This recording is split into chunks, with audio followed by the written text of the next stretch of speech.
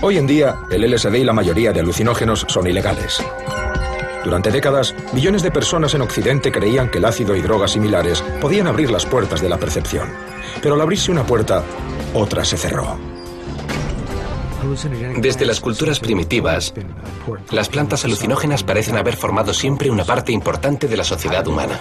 ¿Qué ocurrió para que una de las sustancias más veneradas del mundo chamánico se convirtiera en la más vilipendiada del moderno? Esta es la historia del descubrimiento del peyote, las setas mágicas y otras sustancias. La aventura poco conocida de un hombre por clasificar las plantas de los dioses. Antes de que se conocieran bien los alucinógenos, un auténtico Indiana Jones, Richard Evans Schultes, recorrió América en busca de estas sustancias psicotrópicas. Schultes revolucionó la ciencia y generó otra revolución que nunca imaginó.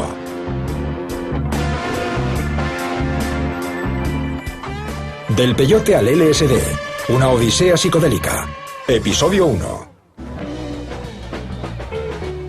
Para la mayoría, el LSD y la psicodelia son sinónimos de los 60 y la generación hippie.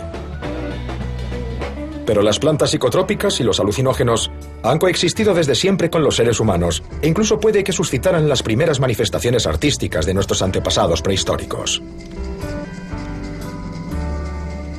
De no haber sido por la investigación científica de un hombre, puede que el peyote, las setas mágicas y otras plantas sagradas hubiesen permanecido ocultos en la sombra. Incluso hoy en día, poco se sabe sobre ellas. Algunos científicos creen que los alucinógenos pueden contener valiosas pistas sobre el funcionamiento de la mente. Cuando yo era un joven estudiante en Harvard, Richard Evans Schultes era una especie de leyenda en el campus. Un profesor bondadoso que disparaba cerbatanas en clase y había vivido misteriosamente en la Amazonia durante años.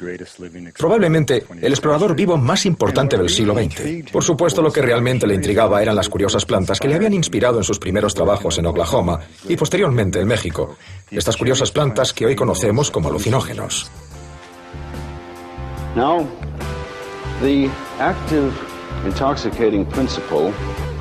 A finales de 1973, llamé a la puerta del despacho de Schultes.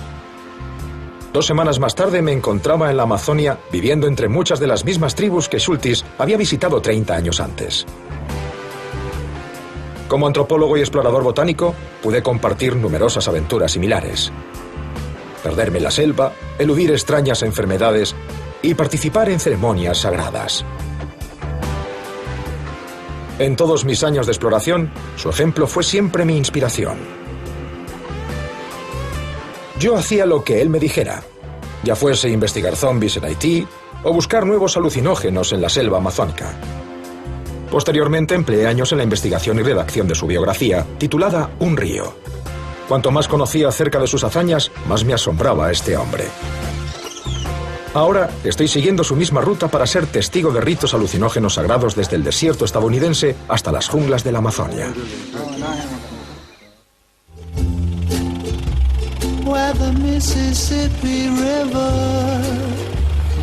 En el verano de 1936, un estudiante de Harvard de 21 años dejó Boston para iniciar uno de los viajes más largos y extraños del siglo XX.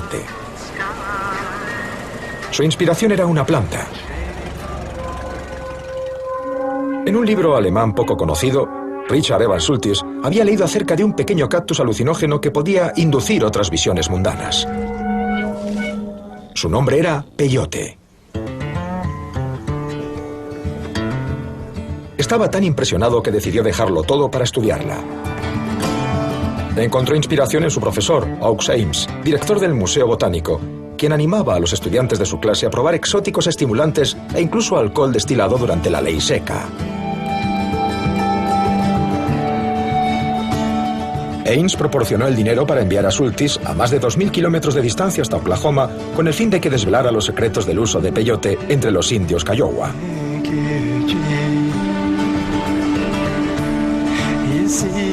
El peyote crece en el sudeste estadounidense y en el norte de México. Durante 3.000 años, los antiguos pueblos de México utilizaron el cactus como enlace directo con Dios. En 1521, los colonizadores españoles prohibieron su uso. A finales del siglo XIX, científicos alemanes extrajeron el ingrediente activo, la mescalina, un alucinógeno. Sin embargo, incluso en los días de Schultes, poco se conocía del uso religioso del peyote entre los indios norteamericanos. A finales del siglo XIX y principios del XX, había pocas personas no indias que experimentaran con él. Algunos norteamericanos, personas cultas como Weir Mitchell y el filósofo William James, estaban experimentando con el peyote y lo describían de formas muy interesantes. La visita de Schultes a los Kiowa tenía su lógica. Esta tribu ya había recibido en otra ocasión la visita de su nuevo compañero de viaje, el licenciado y antropólogo Weston La Barre. Esta iba a ser una aventura extraordinaria. Tenían un Studebaker de 1928. El trayecto hasta Oklahoma duró días. El estado de algunas carreteras les hizo emplear hasta 12 horas en recorrer 100 kilómetros. Además, no había ninguna garantía de qué encontrarían al final de su viaje. And the federal government battled a nation of lawbreakers. The law of the land said it was illegal to drink, but very few. La partida de Schultes coincidió con el final con derrota de una guerra de 14 años contra el alcohol. Aunque se había levantado la prohibición, una nación que había demonizado el ron no estaba preparada para legalizar un cactus psicotrópico. Las drogas alucinógenas son diferentes de otras drogas. Para empezar, los alucinógenos no son adictivos, no es algo que puedas tomar todos los días. No funciona así y no puedo imaginarme a nadie que quiera hacerlo. Sería una experiencia demasiado impactante. Lleva algo de tiempo asimilarla. No es algo que vayas a querer hacer todos los días. Esa es la gran diferencia entre el LSD, por ejemplo, y la heroína. Si consumes heroína, estás dispuesto a dejarlo todo. Lo que importa es sentirse bien. Los seres humanos nacen con un instinto innato para experimentar otros estados de conciencia. Los pueblos indios utilizan plantas psicodélicas y alucinógenos naturales con fines positivos. Utilizaban estas plantas para curar o para contactar con la realidad espiritual. Y lo hacían de manera ritual y con una finalidad. Al igual que Schultes, mi viaje comienza en casa, en los Estados Unidos. Estoy viajando al país de los Navajo para experimentar un ritual rara vez presenciado por foráneos. En la década de los 30, casi nadie había oído jamás hablar de plantas alucinógenas, aparte de un reducido círculo de estudiosos. Este hecho hace aún más increíble que un joven de Harvard, que nunca había estado al oeste de Boston, decidiera en el verano de 1936 viajar hasta Oklahoma para convivir con los Kiowa y estudiar las formas de culto del peyote. Es algo que siempre he deseado presenciar y conocer, y es prácticamente imposible que te dejen acceder. Además, solo los indios norteamericanos tienen permiso para utilizar legalmente el peyote con fines religiosos. Afortunadamente, los Navajo aún conservan esta práctica y me han invitado al círculo sagrado en el interior del tipi para ser testigo de un increíble ritual que constituye la esencia de la doctrina del peyote.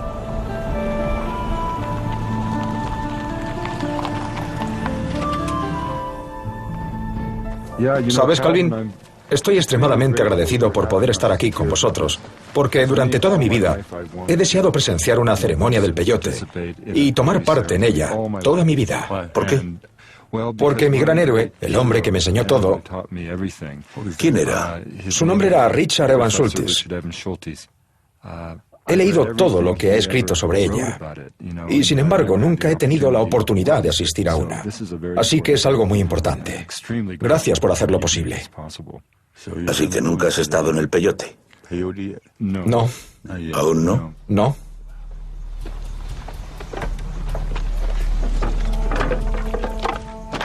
Se necesita mucha madera para mantener vivos dos fuegos. Uno para la ceremonia del peyote y otro para la cabaña de sudación.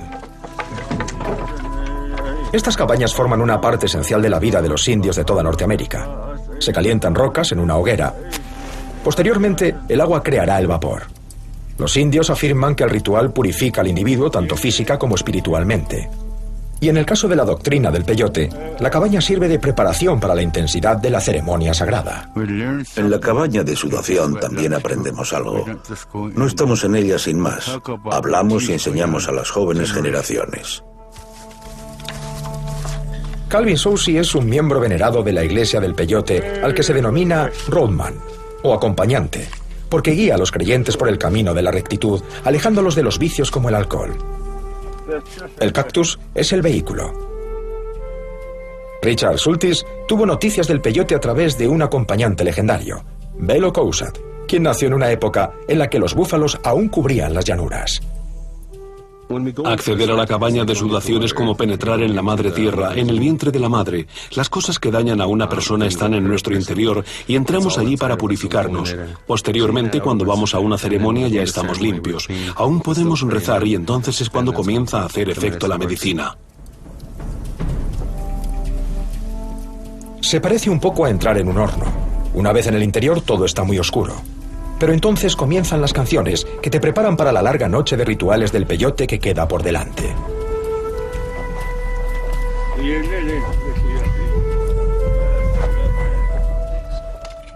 Siempre se dice que la temperatura en estas cabañas tradicionales puede volverse tan intensa que si no cantas, si no te involucras en los cánticos, puedes acabar abrumado.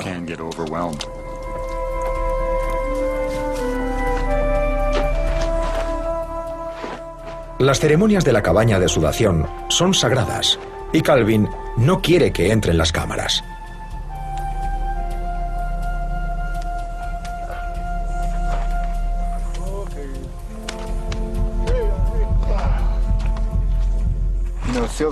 Da la sensación... Es decir, es fabuloso porque te sientes como si te hubieses dado un baño o una ducha bajo la lluvia. Sientes tu propio sudor cayendo como si fuera lluvia caliente. Es gracioso el enebro que cogí en mi jardín. En 1936, Schultes experimentó también estos rituales, pero le llevó su tiempo. Cuando llegó por primera vez, los Kiowa se mostraron cautos. Habían sufrido en el pasado por practicar sus ritos sagrados.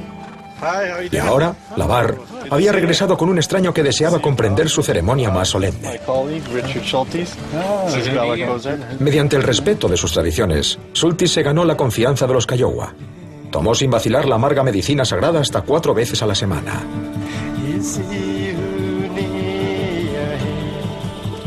Schultes se quedó asombrado ante los colores caleidoscópicos. Pero ni siquiera él pudo escapar a las náuseas, efectos secundarios del cactus, considerados parte esencial del ritual.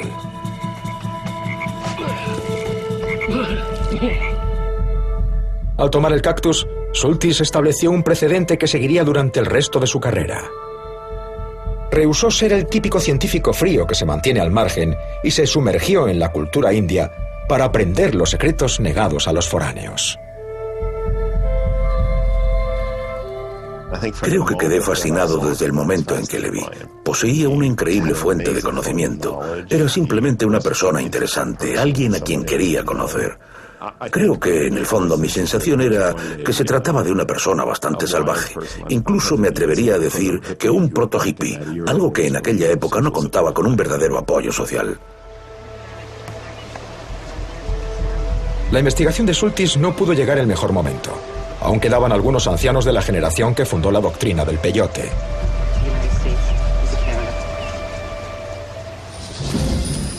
Mañana voy a tener la oportunidad de hacer algo que llevo queriendo hacer desde que conociera a Schultes: participar en una ceremonia tradicional del peyote. Para él, aquel verano en Oklahoma fue solo el comienzo de una vida de exploración.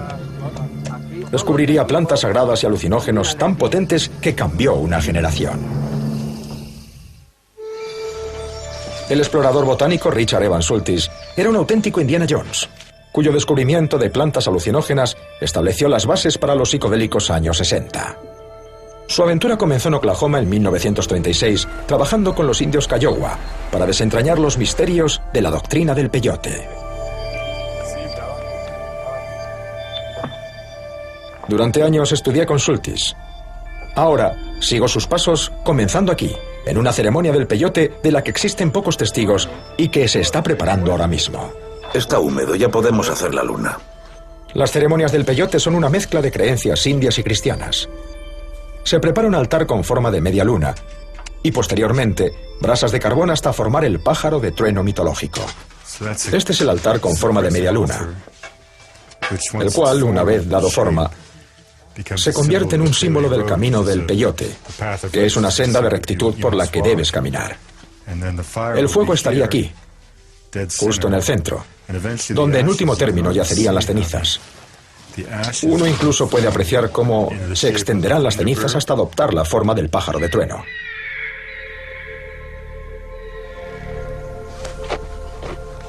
Ninguna celebración de los Navajo estaría completa sin un banquete, y la ceremonia del peyote no es la excepción. Esta oveja se cocinará para la comida del día siguiente. Hay algo extraordinariamente normal en la vida de todas las personas a lo largo de todos los tiempos. Es exactamente igual que el culto del peyote, es decir, es una especie de telón de fondo de la vida de estas personas, es lo que haces para estar bien. Aquí, el peyote es sagrado. Nunca se consume para colocarse. De hecho, los miembros de la tribu que intentan desengancharse de alguna droga recurren al peyote. Es algo nuestro, algo que hacemos por tradición. Pero si hay alguien que necesita ayuda porque consume drogas y desea desengancharse, viene a la ceremonia del peyote y obtiene una cura. Si quieren dejar de consumir drogas o alcohol, pueden venir a una ceremonia. Así que en cierto modo ni siquiera lo consideráis una droga. No. Es una medicina utilizada para tratar... Simplemente te ayuda, despeja la mente. He pasado 7 años estudiando el uso del peyote de los indios navajo y otros indios norteamericanos. Acabo de completar un estudio neurocientífico de cerca de 200 personas en su versión final. Los resultados muestran que estas personas gozan de buena salud. El ritual está protegido a nivel federal por una ley del Congreso, la Ley de Libertad Religiosa de los Indios Norteamericanos, aprobada en 1994. Sin embargo, no todos los estados cumplen dicho mandato, lo que crea cierta confusión. Como consecuencia, algunos miembros de la Iglesia Nativa Americana son a veces detenidos por transportar su sacramento ilegal al cruzar determinados estados. En el siglo XVI, los españoles prohibieron el uso del peyote, llegando incluso a matar a sacerdotes aztecas. Sin embargo, este continuó creciendo entre los indios mexicanos. Hasta finales del siglo XIX, el ritual no comenzó a extenderse a las tribus de los Estados Unidos. El hombre que lo hizo posible fue un jefe comanche de sangre mestiza llamado Quanah Parker. En 1884, Parker, gravemente herido en batalla, recibió peyote para curar su herida. Parker afirmó que, estando en trance, Cristo se le apareció y le dio el mensaje de que difundiera la fe del peyote. Fue Parker quien creó el altar de media luna, con el peyote en el centro, como un nuevo tipo de sacramento.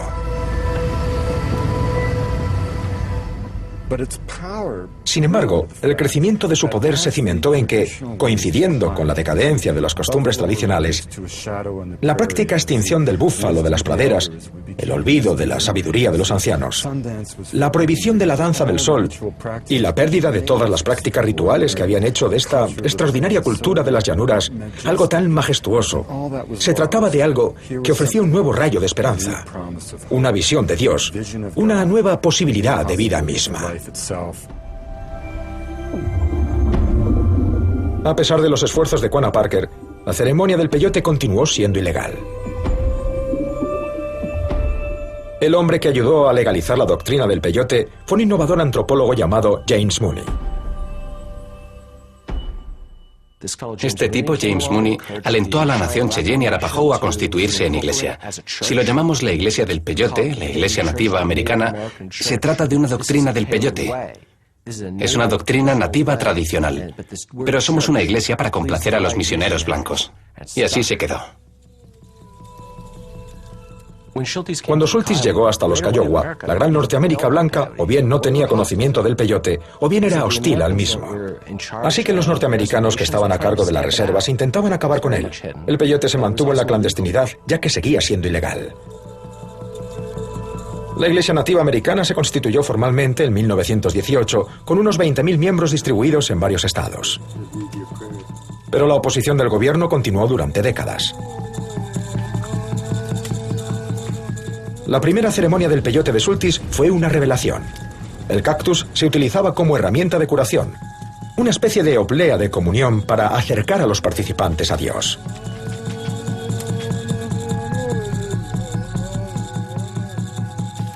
La ceremonia comienza tal y como lo hacía en tiempos de Schultes, con las palabras de un miembro de la tribu que está sufriendo. La paciente, Karen, ha sobrevivido a todo tipo de abusos. Ha venido para curarse. Es lo que la gente hace para sentirse bien, para distinguir entre sentido y sensación, para curarse cuando están enfermos, para equilibrar su energía y sus espíritus cuando están deprimidos. Ahora cantemos.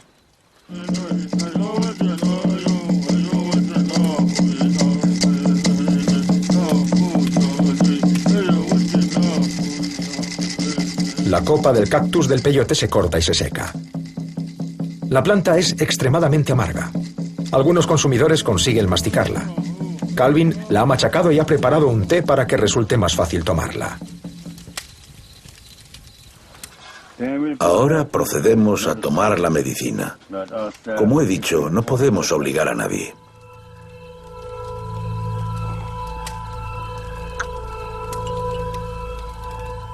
A lo largo de la ceremonia, los participantes consumen el peyote como sacramento.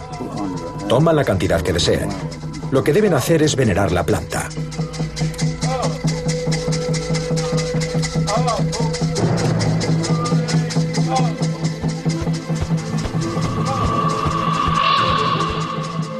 A veces se toman cantidades simbólicas tan pequeñas que la planta no tiene efecto físico alguno. Pero si se considera necesario para la cura, el acompañante y los participantes consumirán lo suficiente para inducir una potente experiencia psicoactiva.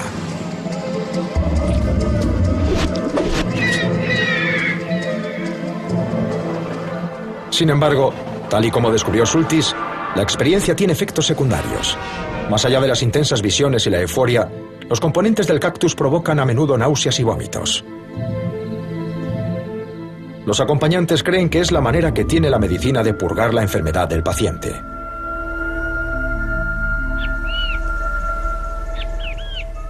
Al amanecer, el peyote comienza a desaparecer. Calvin pone fin a la ceremonia tal y como lo hacían los acompañantes en tiempos de Schultes, alejando de manera definitiva la pena y el dolor mediante el ala del águila sagrada.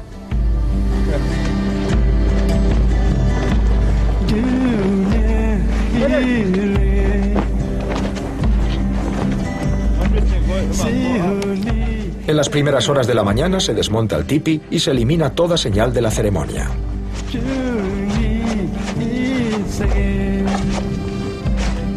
El acto final consiste en cortar la cuerda que une los postes del tipi. De forma simbólica y quizás también tangible, las penas de Karen desaparecerán. Consiste en enseñar a la gente a comprender realmente qué hacen con sus cuerpos y la santidad de estos, así como a protegerlos. Una vez que la gente llegue a apreciar esto, puede que no le resulte tan raro a un anciano navajo sugerirle a un nieto que le acompañe en sus rezos a Dios, su creador, con el sacramento que llaman medicina, con M mayúscula. Y esta medicina hoy en día para ellos es el peyote.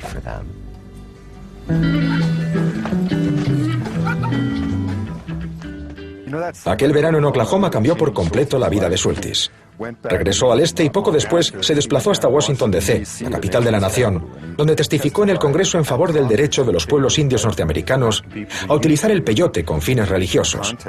Durante su estancia allí, realizó una serie de investigaciones en el Smithsonian, en las que halló una carta que proporcionaba la clave que, con el tiempo, le permitiría resolver uno de los grandes misterios de la historia de la botánica. La resolución de este rompecabezas por parte de Schultes conduciría de forma involuntaria a una nueva era, una época en la que estilo de vida y cultura se fusionaron con religión y política, una revolución que continúa teniendo efecto hoy en día. Durante su estancia en Washington, D.C. en 1937, el botánico Richard Evans Schultes se topó con una sorprendente carta entre las colecciones del Instituto Smithsonian. En la carta, un doctor mexicano, Blas Pablo Reco, se refería de pasada a un alucinógeno de larga tradición, el Teonanácatl, o carne de los dioses, utilizado por los sacerdotes aztecas para estar en íntima comunión con su creador. La carta de Reco, que traía consigo una muestra de peyote, afirmaba que el Teonanácatl no era peyote, tal y como se creía, sino que era una seta que aún utilizaban los indios en las montañas de Oaxaca. Schultes creyó a Reco y convenció posteriormente a Ames para que financiara su viaje a México para buscar la verdadera identidad de la planta azteca.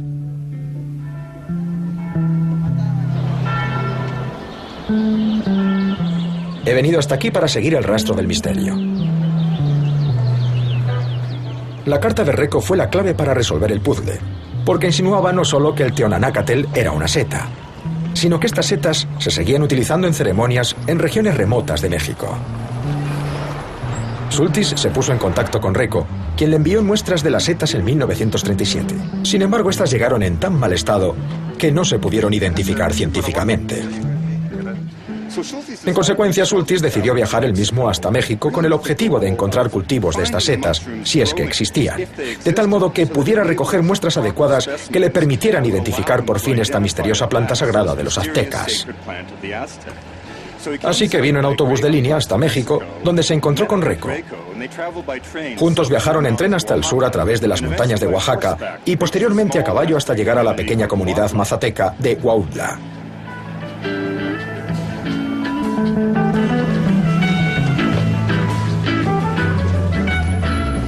Estamos saliendo de la ciudad de Oaxaca por carretera para viajar 320 kilómetros hacia el interior hasta Huautla, donde las curanderas aún practican sus ritos sagrados transportando sus pacientes hasta reinos supernaturales mediante setas mágicas, un término que aún no se había inventado en 1938.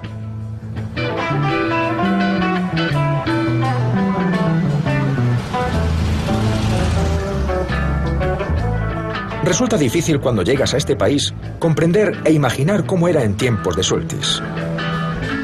Tuvo que coger un tren destartalado desde Ciudad de México en dirección sur, bajarse en una cabeza de línea al azar, alquilar una mula y ascender durante 14 o 15 horas hasta un pequeño poblado situado entre montañas y niebla. Lo que encontró fue el universo cultural único del mundo mazateca. Los indios mazatecas habitaban a lo largo de las montañas de Oaxaca. Huautla de Jiménez es uno de sus pueblos más grandes.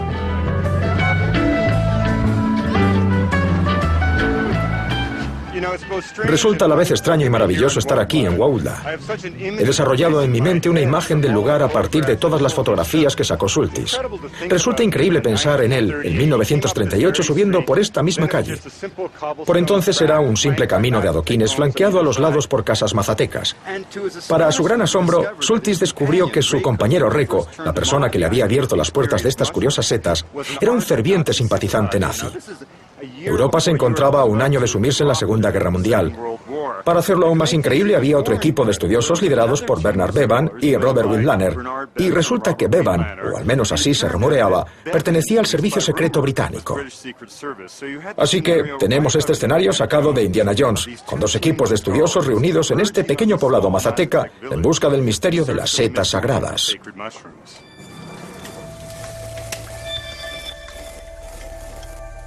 Con la ayuda de Reco, Schultes recorrió el poblado en busca de alguien que pudiera conocer esta seta alucinógena. Necesitaba un espécimen completo para poder clasificar científicamente esta carne viva de los dioses.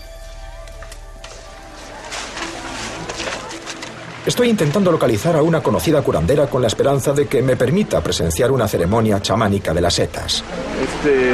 ¿La señora es por allá?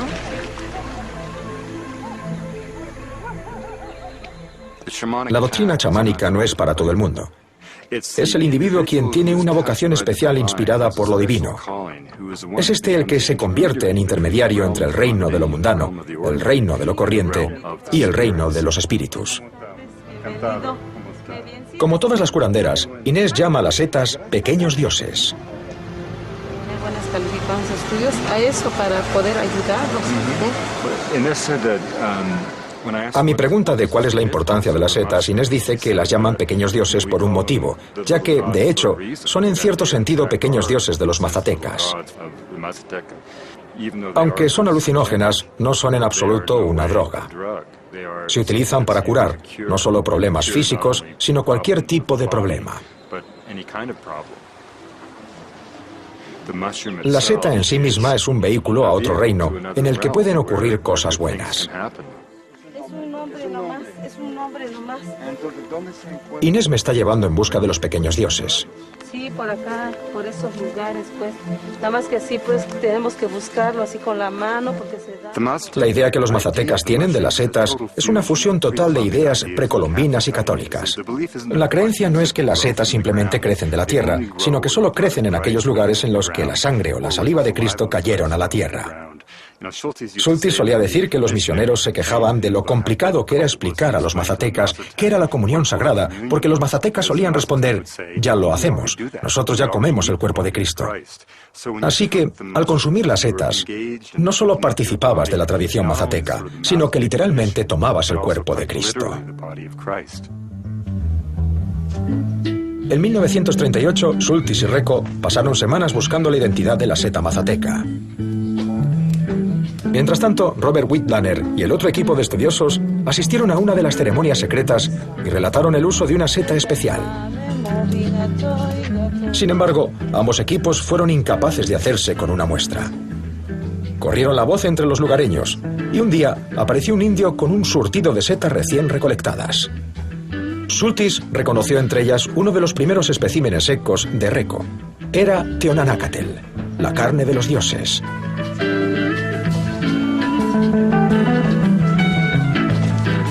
Schultes fue el primero en recoger una muestra de este alucinógeno e identificarlo científicamente.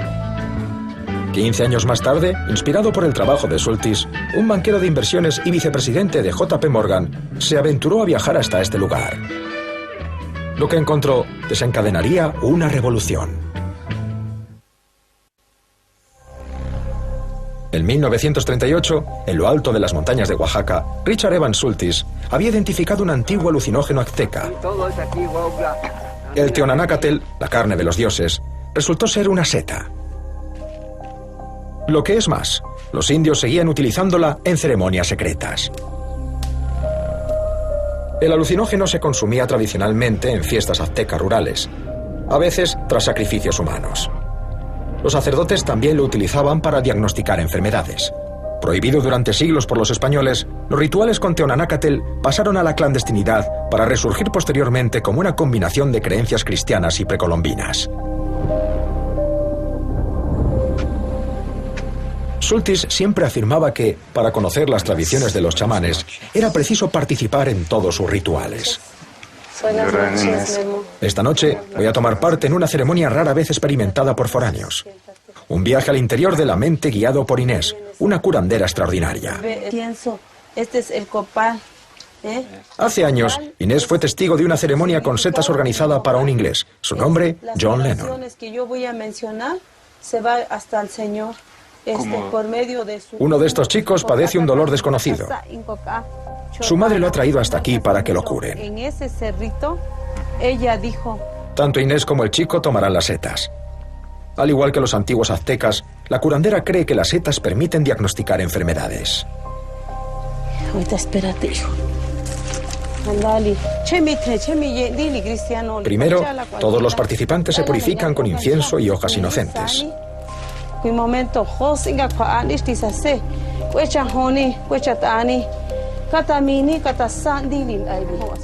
Lo fascinante acerca de la ceremonia es todo su simbolismo. Las luces, la pureza de las flores, el humo del copa que lleva las plegarias hasta el cielo. Es ahora cuando comienza en verdad el viaje. Vas a comerlo uno por uno. ¿Sí? Así. Ah, sí.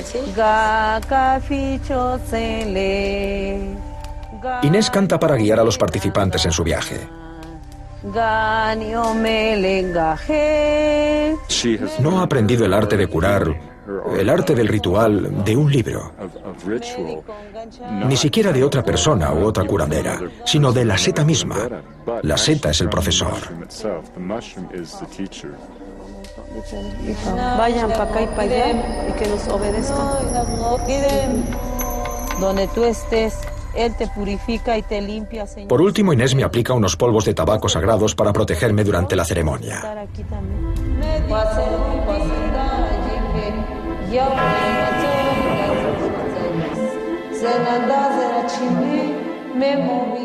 Desde que se consumen las setas, sus usuarios han notificado profundas sensaciones. Algunos sienten la presencia de Dios, otros sienten renacer. En tu vida, en lo futuro, eso es lo que te desea este canto. El ingrediente activo de las setas es la psilocibina, una sustancia similar a los productos químicos que controlan determinadas funciones cerebrales, incluida la de la percepción del mundo. El componente es tan parecido que cuando los humanos comen la seta, sus sustancias químicas interactúan con las nuestras propias. El resultado, un estado alterado de la percepción. Walter Pankey, del Instituto Tecnológico de Massachusetts, llevó a cabo su famoso experimento de Viernes Santo con psilocibina, mediante el cual demostró que este tipo de marco de investigación ofrecía el potencial de una experiencia mística. Había también un estudio reciente de Johns Hopkins que curiosamente copó la portada de periódicos de todo el mundo acerca del potencial de la psilocibina para inducir experiencias místicas. Amanece tras la ceremonia. Por todo Wauda, las curanderas han llevado a decenas de personas en viajes idénticos a lo largo de la noche. Poder experimentar una ceremonia ritual como la de anoche es simplemente algo increíble, una fantástica oportunidad. Por supuesto, cuando llegó hasta aquí, Schultes fue capaz de identificar la seta, pero no tuvo la oportunidad de tomarla en un contexto sagrado.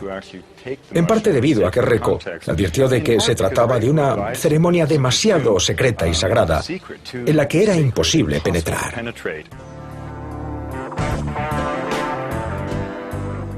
En 1938, mientras Schultes buscaba las setas, el científico suizo Albert Hofmann llevó a cabo pruebas con otra curiosa sustancia, un hongo poco común que crecía en el grano del centeno.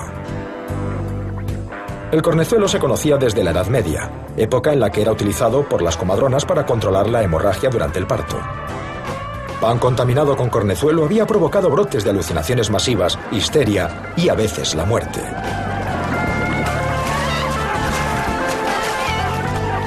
Trabajando con un potente extracto de cornezuelo, Hofmann sintetizó un componente que denominó dietilamida del ácido lisérgico, o LSD.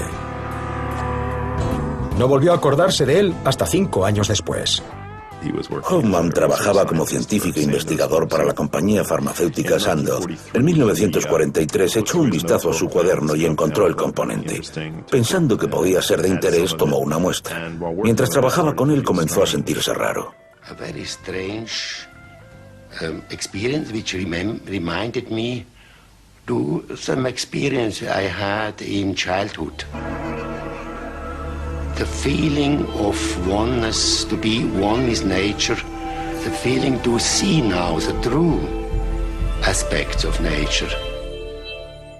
Hofmann pensó que debía de haber absorbido parte de la sustancia a través de la piel, por lo que al día siguiente tomó a propósito lo que pensaba era una dosis minúscula. Una dosis verdaderamente minúscula son entre 100 o 500 microgramos, una décima parte de la masa de un grano de arena. But this very small dose, the first dose of my experiments I planned, was very, very strong. La dosis resultó ser enorme, ya que por entonces nadie pensaba que una droga pudiera medirse en microgramos. No tardó en darse cuenta de que estaba sufriendo una reacción muy fuerte, así que cogió su bicicleta y se fue a casa. Una vez allí, dejó constancia de aquel viaje en bicicleta.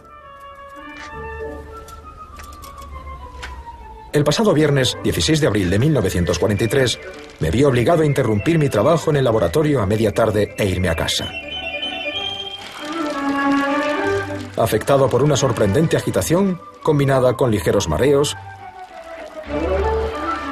percibía un torrente ininterrumpido de imágenes fantásticas, formas extraordinarias, con un intenso juego caleidoscópico de colores.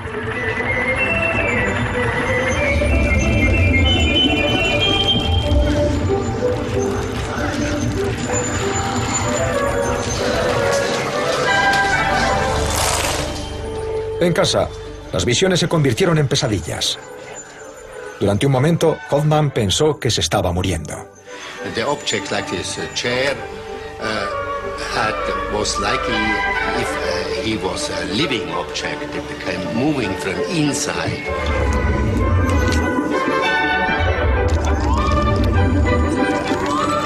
Und dann ganz langsam ging der Horrortrip in eine wunderbare Triebhilfe. Plötzlich hatte ich das Gefühl, es kommt ein neues Leben in mich hinein. Y así tuvo la primera experiencia con LSD de la que se tiene constancia. Creo que en lugar de darle miedo, le resultó bastante interesante. Poco después presentó la experiencia con LSD al presidente y al consejo de Sandoz. Uno de ellos tuvo una experiencia muy positiva y otro una muy negativa. Y creo que eso resume a la perfección el LSD. Es decir, que tiene esas dos caras. Durante varios años, el hombre que tuvo la experiencia positiva estuvo a cargo de la política de Sandoz. Durante ese periodo, la compañía envió muestras de LSD a investigadores de todo el mundo. Y así fue en realidad como la experiencia psicodélica se introdujo en el mundo moderno. A través de la serendipia y de la sabia manipulación de las moléculas de cornezuelo, Hoffman había dado con el alucinógeno sintético más potente. Pasó a la historia como el padre del LSD. De vuelta a México, en la década de los 30, el trabajo de Schultes no había terminado del todo. En 1939, Schultes convenció a Aux Ames para que volviera a financiar la búsqueda de otro gran misterio azteca, el alucinógeno sagrado Ololiuqui, la planta serpiente. Aunque esta planta aparece descrita en los primeros textos en español, existía cierto desacuerdo en círculos académicos en torno a su verdadera identidad. Botánicos mexicanos habían insinuado que podía tratarse de una campanilla. Otros disentían. Sin embargo, Schultes fue capaz de confirmar que existían en realidad dos especies diferentes de campanilla, estrechamente relacionadas con la variedad común de nuestros jardines y utilizadas como plantas alucinógenas sagradas por los pueblos de México. Aproximadamente 12 años más tarde, Gordon Wasson pudo recoger semillas de Ololiuqui y enviarlas al laboratorio del Dr. Albert Hofmann en Suiza. Una vez allí, Hofmann fue capaz de identificar las sustancias químicas responsables del poder de la planta. Lo que Hofmann descubrió fue realmente extraordinario, ya que resultó que los principales componentes químicos de la planta serpiente eran alcaloides de indol, casi idénticos al LSD. Esto significaba en la práctica que, 4 años antes de que Hofmann sintetizara LSD en el laboratorio, Schultes había encontrado su equivalente natural en las semillas de una modesta campanilla venerada desde hace siglos como Dios encarnado por los antiguos pueblos de México.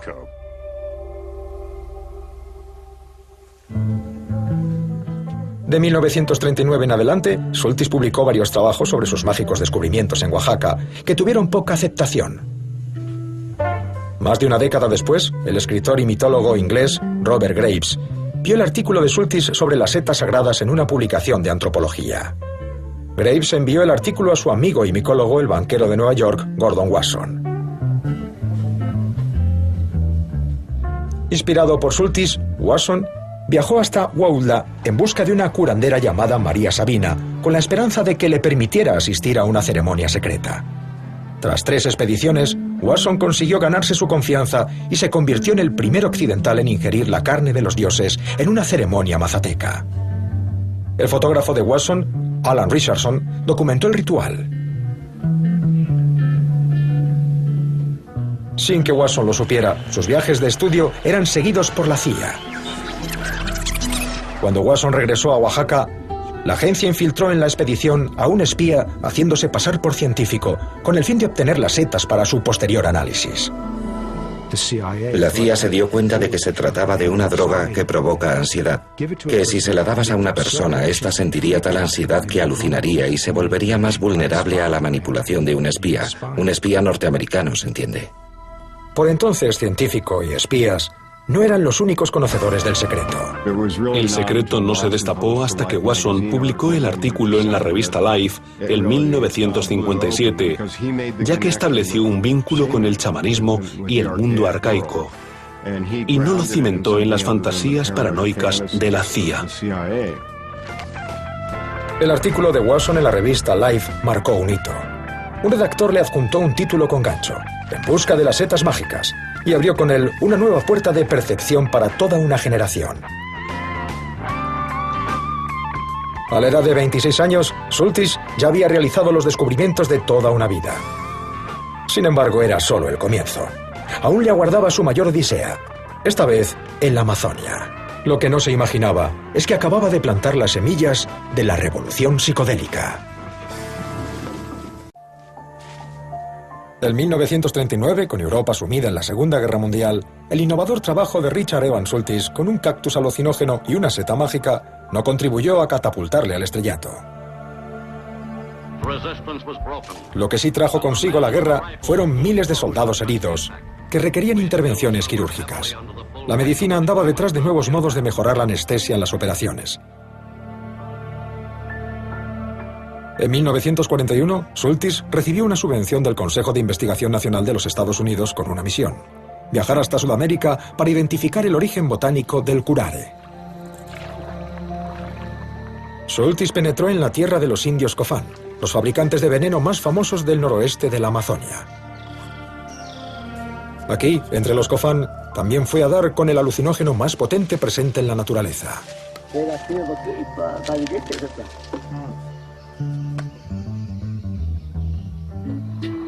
He viajado miles de kilómetros hacia el sur hasta la Amazonia ecuatoriana con el fin de seguir los pasos de las exploraciones de mi profesor en su búsqueda de los secretos de la planta amazónica que provocaba visiones.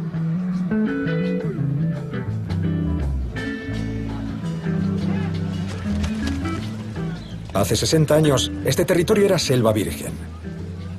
Hoy en día, he de atravesar esta sórdida población ecuatoriana pertrechada en la peligrosa frontera con Colombia para llegar hasta los descendientes de los indios Cofán con los que se encontró Schultes. Este lugar ha cambiado mucho desde que viniera por primera vez a mediados de los 70. Es increíble lo que ha crecido todo desde que se descubriera petróleo. En 1974 el poblado se componía de una única arteria llena de lodo con unos cuantos hoteles y un par de burdeles. Pero resulta que el enclave yacía encima de la mayor bolsa de petróleo de todo Ecuador y probablemente de toda Sudamérica. Los Cofán tuvieron la desgracia de ser los propietarios de las tierras debajo de las cuales se encontraba el petróleo.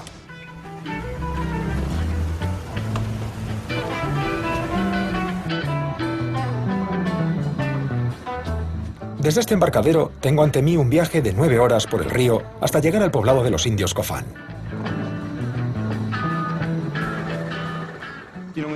Cuando Schultes concluyó su trabajo en México, recibió 2 ofertas de trabajo una vez finalizado su doctorado. Podía trabajar como profesor en un colegio privado de Nueva Inglaterra o bien viajar hasta la Amazonia para desvelar el misterio de una planta conocida como la muerte voladora. Afortunadamente para la ciencia se decantó por la Amazonia. Schultes viajó durante semanas para llegar hasta los Cofán, atravesando primero a pie Colombia y después los Andes, y posteriormente descendiendo un río en barco para después remontar el río Sucumbios hasta la tierra de los fabricantes de veneno. En el siglo XVI, exploradores como Sir Walter Raleigh quedaron asombrados por la cerbatana y los dardos untados en veneno vegetales que podían matar silenciosamente desde cierta distancia. Aterrorizados, los europeos la llamaron la muerte voladora.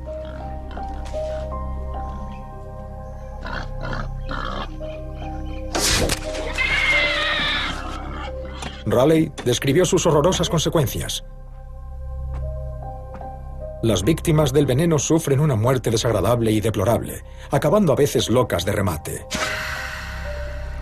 Este veneno era el curare, compuesto por una mezcla de plantas. Desde que los españoles lo descubrieron en el siglo XVI, los científicos han quedado fascinados por sus propiedades paralizantes y su potencial médico. Aunque se pudieron extraer pequeñas muestras de la jungla, nadie conocía su origen. En los años 30, los científicos descubrieron que el curare era un potente relajante muscular con el potencial de transformar la cirugía moderna.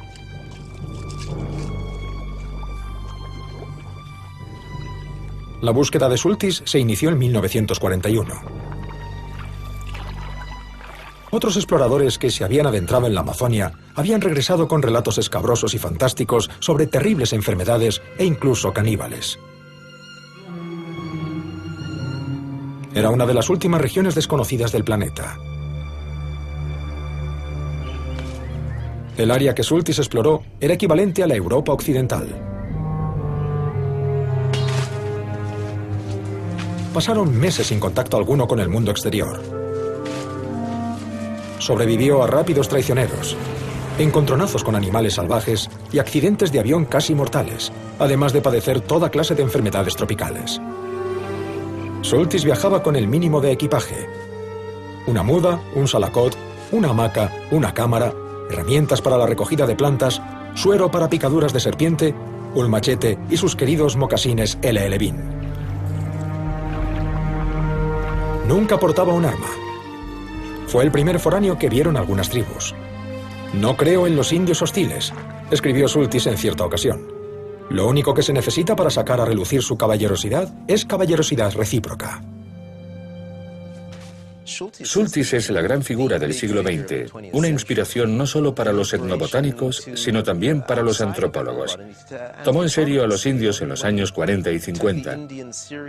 Los escuchó y comió sus plantas cuando le dijeron que lo hiciera, y aprendió de ellos en un mundo de racismo y prejuicios en el que todo el mundo consideraba a los indios un puñado de fracasados y obstáculos de la edad de piedra para el progreso. Se dio cuenta de que eran una fuente de conocimiento. Durante mis investigaciones en Colombia durante los 70, un botánico colombiano me dijo que si alguna vez tenía dificultades en la jungla o en cualquier otro lugar, mencionara el nombre de Schultes y dijera que tenía relación con él. De ese modo, dijo, se me abrirían todas las puertas. Aquí abajo Schultes es Dios, concluyó.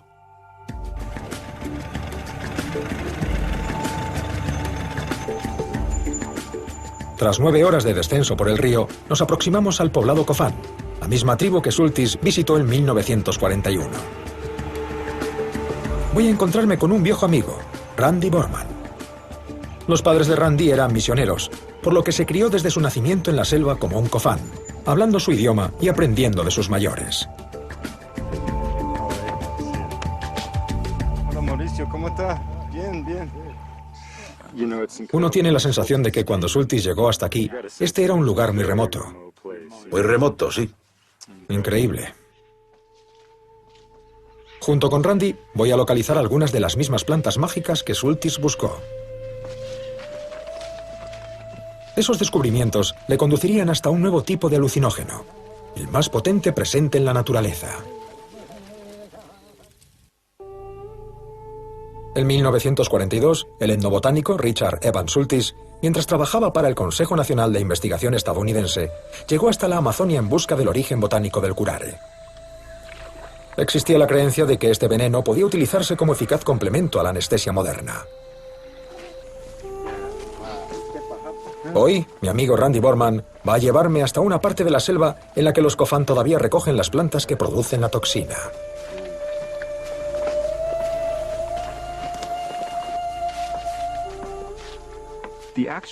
Las plantas generan estos compuestos para protegerse de los depredadores que habitan esta especie de orgía de vida que es la selva amazónica. Así que desde un punto de vista evolutivo, la detubocurarina fue creada por la planta para protegerse de la depredación de los insectos.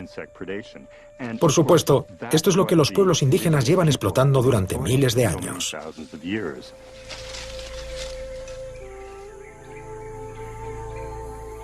Estos pueblos utilizan cerbatanas de más de 2 metros de longitud y dardos untados en veneno para derribar animales tan pequeños como un colibrí o tan grandes como un tapir.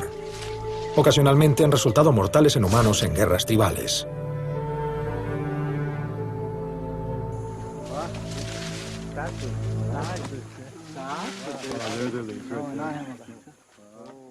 Esto es Chondrodendron tomentosum, que es el principal ingrediente del veneno de las flechas. Esta es la típica muerte voladora. Este es el veneno de las flechas, la base de los principales venenos para flechas del noroeste de la Amazonia. Obtener la liana requiere su esfuerzo. Estas enredaderas se elevan a más de 12 metros de altura del suelo de la selva.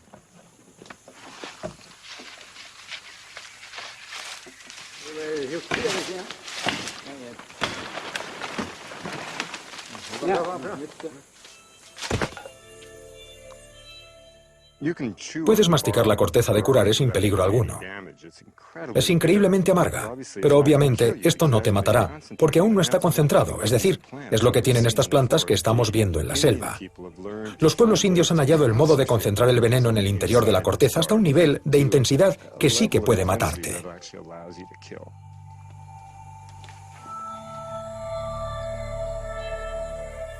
Richard Evans Schultes descubrió que los Coffin eran sofisticados farmacéuticos que manipulaban y combinaban las plantas con increíble destreza e ingenio. Su descubrimiento de más de una docena de ingredientes del curare amplió el conocimiento de la toxina, que no tardaría en convertirse en elemento estándar de la anestesia quirúrgica moderna. Todas estas mezclas que se añaden son lo que hace que el veneno de los Coffin sea tan potente. Hay al menos 15 especies diferentes que componen el curare, el veneno de las cerbatanas de los Coffin.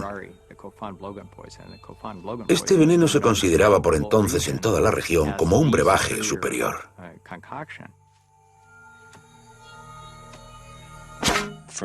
Desde el punto de vista de los Coffin, adentrarse en esta extraordinaria selva, encontrar todas estas diferentes plantas tóxicas y aprender a combinarlas para que generen potentes efectos, constituye un extraordinario nivel de ingenio sin parangón. El curare era solo el principio. Los Coffin utilizaban plantas para aturdir a los peces, curar a los enfermos y sobre todo para alterar la percepción. Su alucinógeno sagrado, ayahuasca o yagé, era una poción tan sofisticada en su preparación que asombraría al mundo científico. Los primeros descubrimientos datan de 1851, obra del gran héroe de Schultes, el legendario explorador botánico Richard Spruce. Sin embargo, los ingredientes exactos y el ritual continuaron siendo un misterio. Schultes aprendió que, para los Coffin, el yagé había sido siempre una senda hacia el descubrimiento. No son alucinógenos ni estimulantes en el sentido utilizado por el mundo occidental. Por ejemplo, para un Coffin, no supone sorpresa alguna mirar por un microscopio y de repente hallar todo un nuevo mundo sobre el portaobjetos, porque lo han sabido siempre. Sabían que existían todas estas dimensiones y todos estos elementos que no podemos ver. El microscopio se percibe en gran medida como el yagé. Es un medio que permite ver qué sucede ahí abajo. Schultes halló algo extraordinario. Un alucinógeno que parecía acceder a la sinapsis misma del cerebro gracias al asombroso conocimiento que los Coffin poseían de la química de las plantas.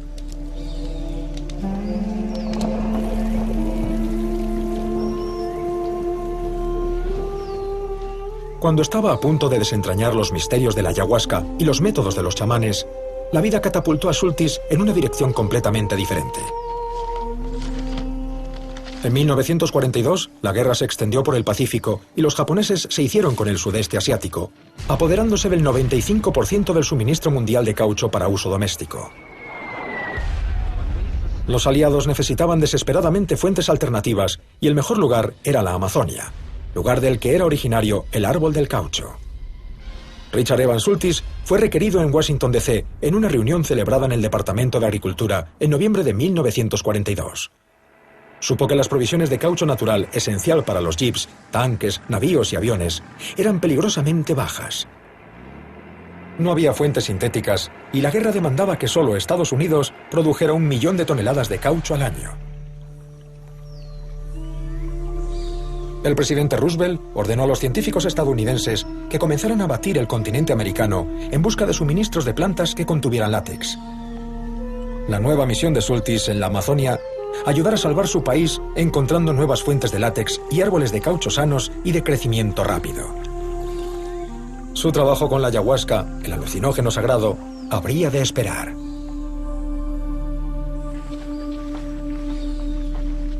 Randy y los Coffin me llevan a un lugar de la selva en el que puede encontrarse ayahuasca.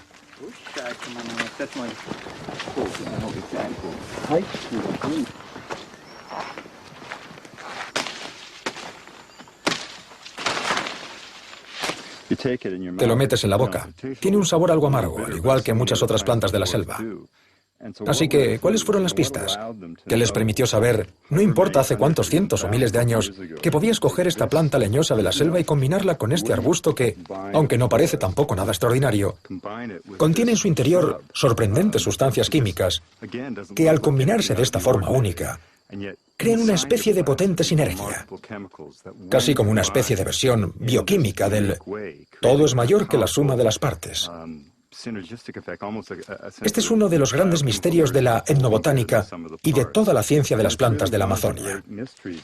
Por supuesto, sabemos cómo interactúan las sustancias químicas. Lo que no sabemos es cómo estos pueblos realizaron este extraordinario descubrimiento.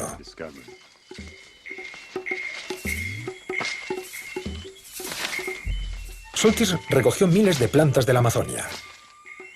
Al igual que la ayahuasca, muchas eran utilizadas por chamanes para curar enfermedades. El chamanismo implica productos naturales, química. Los chamanes no son sacerdotes, sino científicos o filósofos naturales, en el sentido original del término. Siempre estaban buscando los principios activos de las plantas e intentando obtener una actividad concentrada. Creo que muchas de las cosas que hacen los chamanes podrían resultar muy útiles para los doctores de nuestra sociedad. Creo que los chamanes son verdaderos maestros en el terreno de la psicología y de todo el área que yo denomino el arte de la medicina. Es decir, saber cómo adoptar la proyección de las creencias de un paciente y reflejarla de tal manera que aumente las posibilidades de curación. Así que esta es la otra mezcla, o la otra planta que se añade al preparado. Hay que recordar que la ayahuasca no es una planta, sino una combinación de plantas, cuyo término científico es Psychotria viridis. Es una especie de la familia del café. Puede apreciarse gracias a las hojas opuestas y a su pequeño fruto, que se asemeja a un grano de café. Y sin embargo, de nuevo, ¿destacaría esta planta entre la selva? No especialmente. ¿Qué sucede si la comemos? Un poco amarga, pero no más que esta otra. No sabe a nada que te lleve a decir, si la tomas, que tiene algún efecto mágico. Podría comerme tantas hojas como pudiera arrancar de esta rama y no me pasaría nada. Porque la sustancia química que contiene se desnaturaliza mediante una enzima presente de forma natural en el estómago humano. Sin embargo, si combinamos las hojas con esta planta, neutralizaremos dicha enzima. Es esta combinación la que produce los asombrosos efectos alucinógenos. Las sustancias químicas presentes en la ayahuasca se parecen a las utilizadas en antidepresivos modernos como el Prozac. Incluso se han testado en ensayos clínicos para tratar el Parkinson. Puede que tengan otras propiedades que la ciencia aún no haya llegado a comprender. Sin embargo, fueron los relatos de visiones salvajes lo que llevó al escritor Beat de la generación Beat, William Burroughs, que había estudiado antropología en Harvard, hasta Colombia en 1953 en busca de la ayahuasca. En el primer pueblo de la selva al que llegó, le asaltaron, le robaron, recibió una paliza y le encarcelaron. El escritor, famoso por obras de la contracultura como El almuerzo desnudo, decidió que era preferible buscar a Richard Evans Schultes en Bogotá, con el fin de que le ayudara a encontrar una ruta más segura hasta el alucinógeno sagrado. Cuando Burroughs tomó por fin ayahuasca, estaba aterrorizado.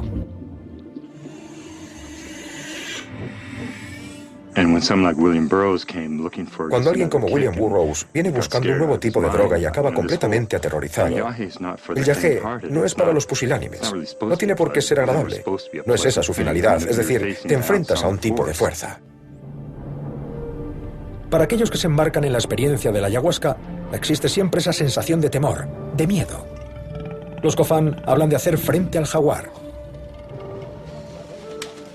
Uno de los que conocía esta senda era Richard Evans Schultes.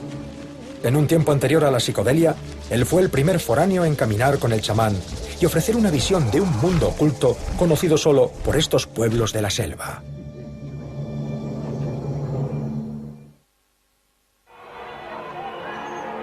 Al término de la Segunda Guerra Mundial, en 1945, la presión sobre Schultes ya había disminuido. Sin embargo, el caucho continuaba teniendo una importancia estratégica para los Estados Unidos, por lo que el gobierno optó por continuar financiando su trabajo en la Amazonia. En los años 50 comenzaron a germinar las semillas de los descubrimientos de alucinógenos, aunque de formas que él nunca previó. En 1953, el escritor beat William Burroughs escribió a su amigo, el poeta Allen Ginsberg, acerca de su reciente expedición con Schultes en el muestreo de ayahuasca. Su correspondencia se publicó bajo el nombre de Cartas del Yagé, que junto con el resto de sus libros ayudaron a forjar el marco de la era psicodélica. Ese mismo año, un psiquiatra británico, Humphrey Osmond, que investigaba la esquizofrenia, vertió cristales de mescalina en el vaso de un servicial a Aldous Huxley, autor superventas de Un Mundo Feliz.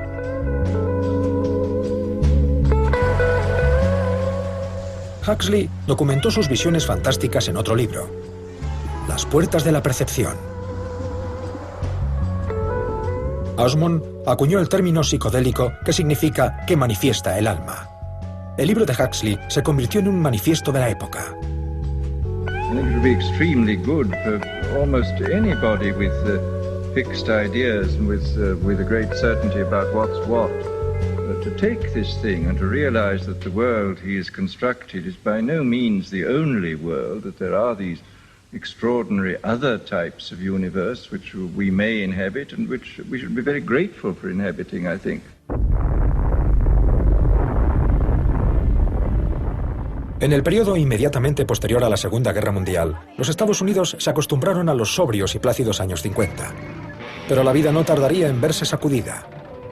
Primero por el rock and roll, y después por un profesor adjunto de Harvard de 39 años. De repente, las drogas alucinógenas pasaron de las manos de los chamanes de la selva a las mentes de las masas. En los 60 no era necesario viajar hasta otro continente o atravesar la selva y asistir a rituales durante horas para acabar vomitando con el fin de tener esta experiencia. Era mucho más fácil si alguien que conocías del colegio o de la universidad vendía a la vuelta de la esquina estas minúsculas pastillas que proporcionaban el mismo tipo de experiencia. Estas pastillas eran, por supuesto, LSD. Ladies and gentlemen, there's a level of reality which is invisible to the naked eye, but which has a lot... El LSD de Hoffman seguía siendo legal, al igual que la psilocibina con base de setas. Timothy Leary comenzó a testar ambas sustancias en estudiantes de Harvard, siguiendo los pasos del investigador Humphrey Osmond, quien en los años 50 había tratado con éxito a alcohólicos mediante alucinógenos en Inglaterra. The effect is somewhat like looking through a microscope. Suddenly, when you look through a microscope, you discover that there's an invisible world around you that you hadn't known about before you did it. The same thing is true with a psychedelic drug. Conocí a Leary en el otoño de 1960. Yo era el reportero de investigación del periódico de Harvard que escribió casi todo acerca de lo que acabó siendo el escándalo de drogas relacionado con Leary. Al principio, las pruebas continuaron en Harvard sin oposición. En 1961, Leary y sus colegas abandonaron el campus para probar las drogas con presos voluntarios. Dimos psilocibina a los presos con la esperanza de que desarrollaran un entendimiento propio y fueran capaces de reducir la tasa de reincidencia, ya que ese era el índice conductual de cambio de conciencia. Algunos psicoanalistas dijeron, es una locura, vais a proporcionar estas drogas a asesinos, violadores, matones y qué sé yo, y a liberar su inconsciente. Estáis poniendo vuestras vidas en peligro. Era absolutamente ridículo. No hubo un solo acto de violencia en las cárceles. Los primeros resultados parecieron prometedores. El número de internos que regresaba a prisión parecía menor, pero análisis posteriores mostraron que factores externos como el asesoramiento y la ayuda habían influido en el resultado. La reincidencia no había cambiado. Leary continuó probando el LSD y la psilocibina en estudiantes voluntarios hasta 1962, punto en el que sus métodos comenzaban a virar de lo científico a lo místico. El estudio llegó a su fin. Hubo cierta polémica con la universidad acerca de si podía utilizar estudiantes como sujetos de investigación. Era una gran historia que acabó saliendo en portada del New York Times cuando Leary dejó Harvard y Alper fue despedido. Creo que fue todo lo que se generó en torno a esta historia lo que convirtió a la cultura psicodélica en la corriente dominante en los Estados Unidos. Mucha gente, al menos en Norteamérica, nunca había oído hablar de estas drogas. Leary creó un centro para el estudio del LSD y de otros alucinógenos en la mansión Millbrook, una propiedad donada por los herederos de la fortuna Mellon. Tim Leary confiaba en la democracia. Pensaba que si se popularizaban estas drogas y se difundía el mensaje, este llegaría a mucha gente. Leary era consciente de que iba a haber mucha gente a la que no llegaría y que se perdería. Era un gran experimento social. El LSD no llegó a la calle de la noche a la mañana. Antes había realizado un extraño viaje desde el laboratorio de Albert Hofmann en Suiza hasta varios institutos psiquiátricos ingleses y norteamericanos, pasando incluso por manos de la CIA. Así que por un lado teníamos a la CIA realmente interesada no solo en el LSD, sino en un montón de drogas alucinógenas diferentes. Al mismo tiempo teníamos a los Beats experimentando, psiquiatras, terapeutas, etc., analizándolas con el fin de comprender mejor las enfermedades mentales. Todas estas circunstancias acabaron uniéndose y creando la escena de los 60. Algo muy distinto de las prácticas sagradas descubiertas por Richard Evans Schultes en la Amazonia. En los 60, Schultes mostró su rechazo a la venta masiva de alucinógenos al público, consciente de que este rara vez contaría con un chamán que le guiara a través del mundo visionario, dando así lugar a resultados potencialmente negativos. El chamán bendice la poción de ayahuasca que consumirán los Cofán en el recinto sagrado. Resulta asombroso pensar que estas dos plantas, que encontramos en la selva hace 8 horas y se han cocinado y preparado durante todo el día, acaben lanzando a los Cofán a una especie de viaje a su reino extraordinario. Uno de los mejores amigos de Schultes, el antropólogo colombiano Geraldo Rachel Dolmatov, afirmaba que beber yagué era regresar al útero cósmico y volver a nacer.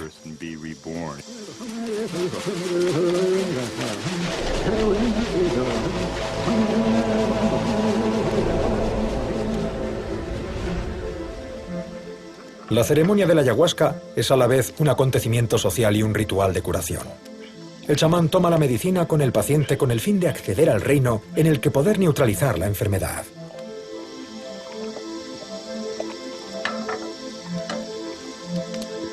La ayahuasca es tan compleja como la mente humana. El principiante viaja, guiado por el chamán, a través de un mundo oculto de visiones a veces aterradoras. Para el aprendiz, la poción se utiliza como herramienta para atravesar las distintas fases del poder chamánico, como la conquista y la adopción del espíritu de animales. Randy Borman entiende este proceso. Una vez llegado al punto en el que ves pasar los colores brillantes y los sonidos fuertes, y comienzas a ver a las gentes de la selva, los animales o algo parecido, se accede a la siguiente fase, que consiste en preguntar, en ser capaz de interactuar con ellos. Con la ayuda del chamán, accedes a la habitación que contiene todas las pieles de jaguar. Si puedes llegar al punto en el que puedes alcanzarla y cogerla con tu personaje espiritual y vestirte con ella, estás en la senda de convertirte en un chamán jaguar y de ser capaz de controlar al jaguar y de adoptar su forma.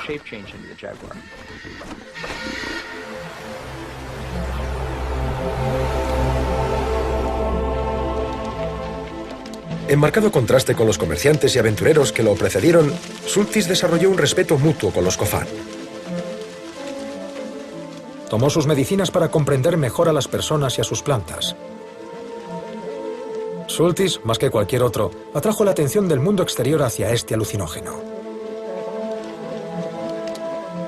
Utilizado hoy en día por grupos religiosos de Brasil y Estados Unidos, su potencial médico sigue sin conocerse en toda su plenitud.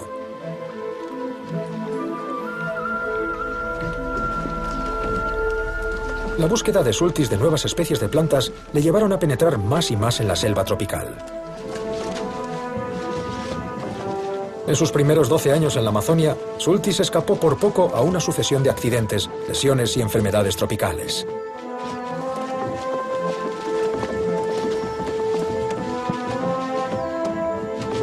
Entonces, remontando el río Negro de Brasil, Schultes se vio en la parte más remota de la Amazonia, al borde de la muerte.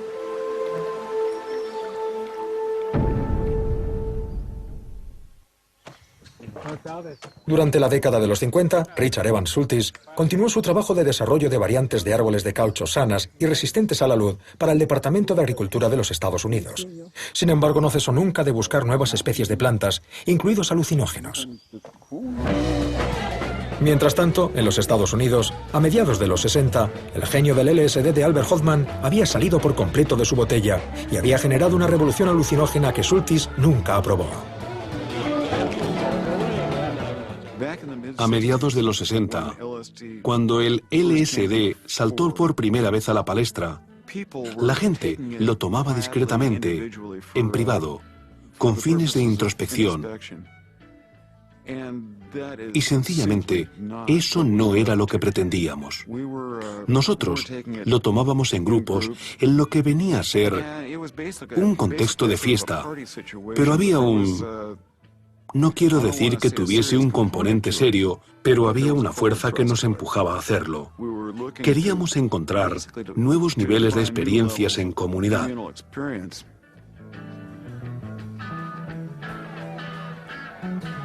La psicodelia no tardó en estar por todos lados. Millones de estadounidenses tomaban LSD. Esta droga se extendió por todo el mundo y tuvo un impacto sobre todas las disciplinas, desde la moda hasta la composición de música. Entre aquellos que ayudaron a que el LSD adquiriera relevancia estaba la CIA. Es un fenómeno bastante interesante porque cada droga que se hizo popular en la calle como sustancia ilegal vendida en el mercado negro de los 60 en adelante había sido previamente probada, analizada e incluso en algunos casos desarrollada por la Agencia Central de Inteligencia y el Ejército estadounidense. Hablo de la marihuana, la mescalina, el LSD, el óxido nitroso, la cocaína, la heroína, las setas mágicas y todo el espectro de las denominadas drogas recreativas. Así que resulta irónico que en los 50 tuviésemos a la CIA y al Ejército estudiando estas drogas para desarrollar armas, y que posteriormente estas mismas drogas fuesen adoptadas no como armas, sino al contrario, como una forma de esparcimiento o quizá de introspección.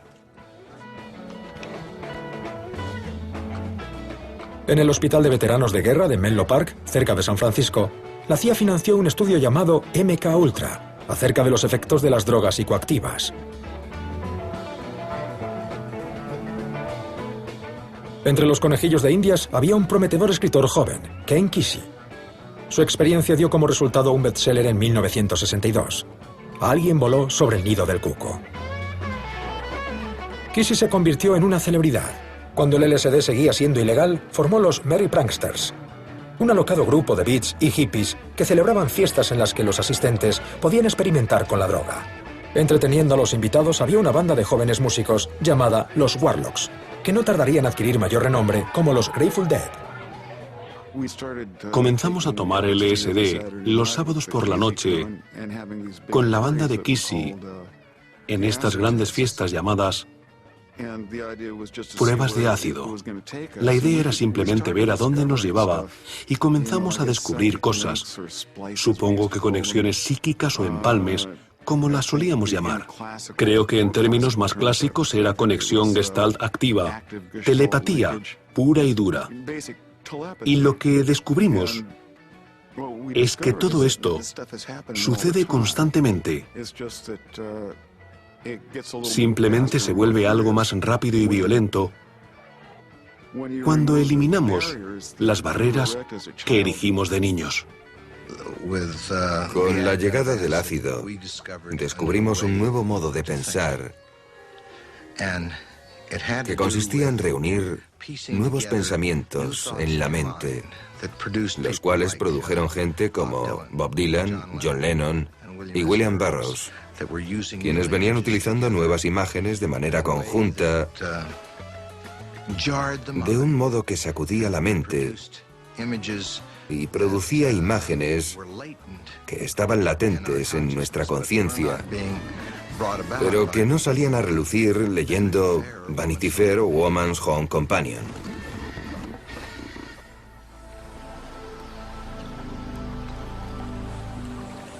La mañana siguiente a la ceremonia de la ayahuasca o yagué, uno solo puede maravillarse ante el ingenio con el que los Cofán manipulan estas plantas para explorar estados de la mente que la mayoría de los mortales nunca experimentará. La Amazonia es un lugar asombroso a la par que formidable. Uno no siente realmente su poder hasta que está completamente expuesto a él. Para mí tiene mucho sentido el que yagué sea una planta que provoca esta cascada de emociones y de poder, y este sentimiento serpenteante de esta otra serie de reinos que se abalanzan sobre tu imaginación y te rodean hasta prácticamente ahogarte con su intensidad. A menudo he bromeado diciendo que la gente que afirma que ama la Amazonia, o bien no ha estado aquí, o bien está mintiendo. Y lo increíble de Schultes es que realmente era un tío al que le gustó la Amazonia. Vivió por ella y llegó a comprender cada uno de sus aspectos, no solo las plantas, sino los modos de vida de sus gentes y de los animales. Y en cierto sentido, se convirtió en un hijo de esta selva. Incluso un hijo de la selva puede verse abandonado por su madre. Durante su ascenso del Río Negro en Brasil en 1947, a Schultes finalmente le abandonó la suerte. Notó una sensación de cosquilleo en la punta de los dedos de la mano. Pensaba que quizás se debía al formaldehído utilizado para preservar sus especímenes. Sin embargo, tras unos días, se extendió a los dedos de los pies. Era beriberi, una enfermedad tropical provocada por una deficiencia vitamínica. A 1.600 kilómetros de la ciudad más cercana y con tan solo unas latas de alubias en su mochila, Schultes se enfrentaba a una parálisis total o incluso la muerte. Su única oportunidad de supervivencia era recibir una enorme dosis de tiamina o vitamina B12. Y Schultes estaba muy lejos de una farmacia.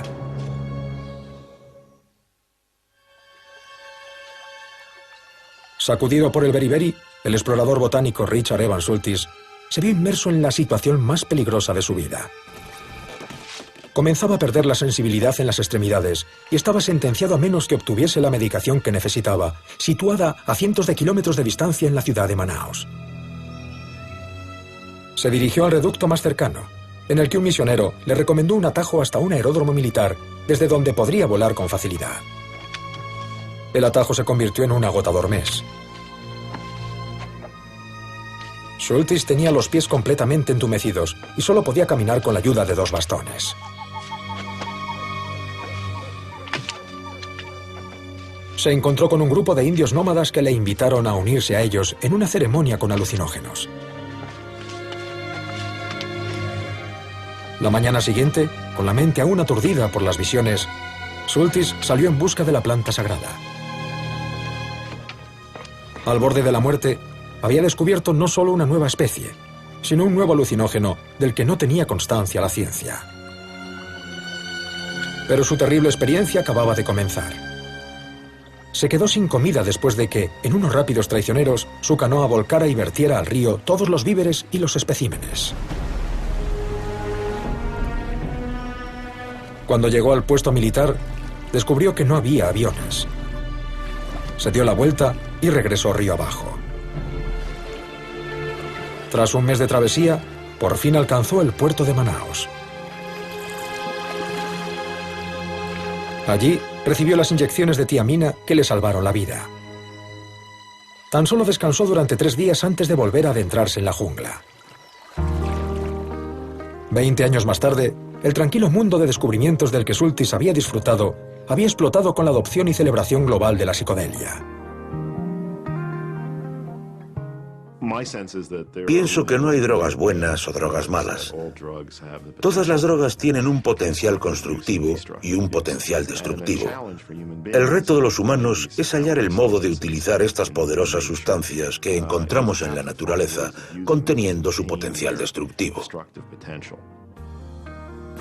En el verano del amor de 1967, el botánico y trotamundos Richard Evans Schultes ya era profesor permanente en Harvard. Sus estudiantes descubrieron sus pocos conocidos trabajos sobre el alucinógeno Ololuiki y se lanzaron a la búsqueda de semillas de campanilla. Muchos hacían cola ante su despacho para ver fugazmente al pionero de la psicodelia. La era psicodélica fue el hijo no deseado de Schultes. Nunca se consideró un defensor del consumo de drogas recreativas. De hecho, ya había mostrado su rechazo en público. Pertenecía a la generación de estudiosos e investigadores cuya interpretación del consumo de estas plantas mágicas no se filtró a través de esta especie de miasma de los 60. Se trataba de personajes destacados como Huxley, Gordon Watson, Albert Hofmann, Schultes y Weston La Barre, que simplemente se juntaron en pos del interés inherente que tenían por estas asombrosas y curiosas plantas. En los 60, cientos de foráneos invadieron el tranquilo pueblo mexicano en el que Schultes y Watson habían buscado las setas mágicas. La curandera María Sabina se convirtió, muy a su pesar, en una celebridad. María rechazaba a sus adoradores, que trajeron otras drogas a Huautla y a veces consumían las setas de forma frívola.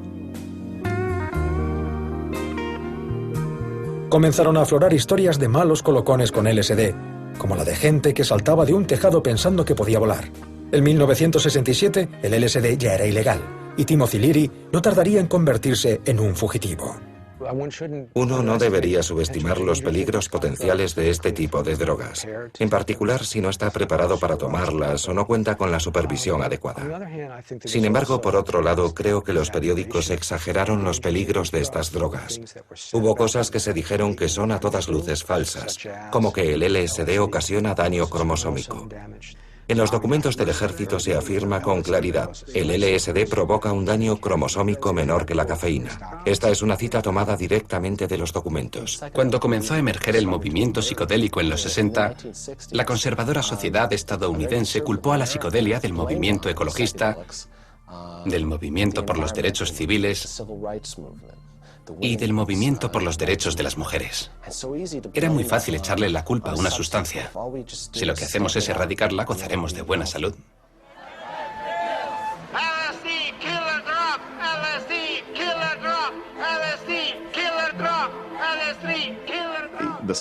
La psicodelia se encuadra en la categoría de drogas malas junto a la marihuana, la heroína y la cocaína. Por otro lado, tenemos las drogas que promovemos, como el alcohol y el tabaco, y distintas formas de cafeína, anfetas y sedantes, utilizadas con fines médicos.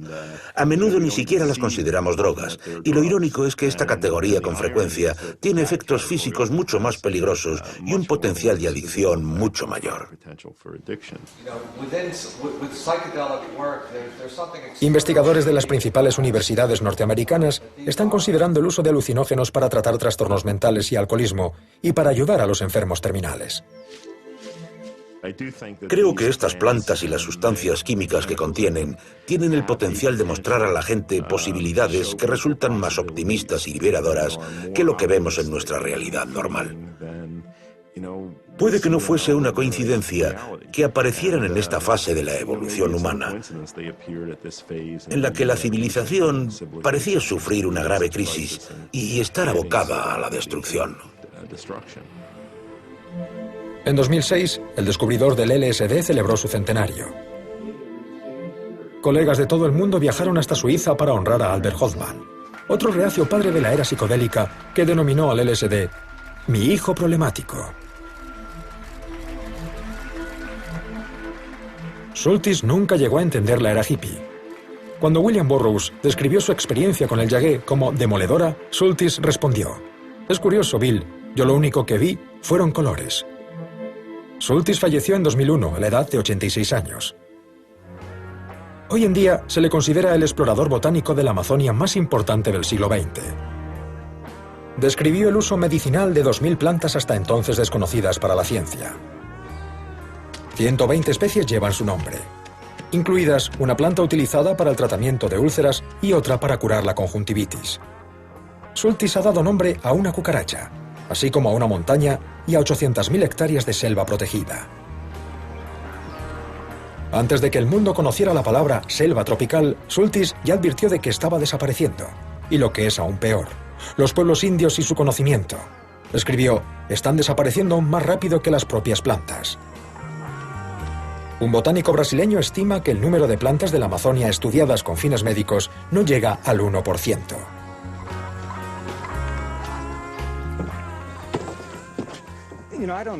No estoy seguro de si el mundo volverá a ver a personajes como Richard Evans Schultes, un hombre de tanta dedicación, capaz y deseoso de pasar años en la selva. Lo que sí sé es que el ejemplo de su trabajo y la inspiración de su espíritu continuarán avivando la imaginación de innumerables estudiosos e investigadores que nunca olvidarán su legado.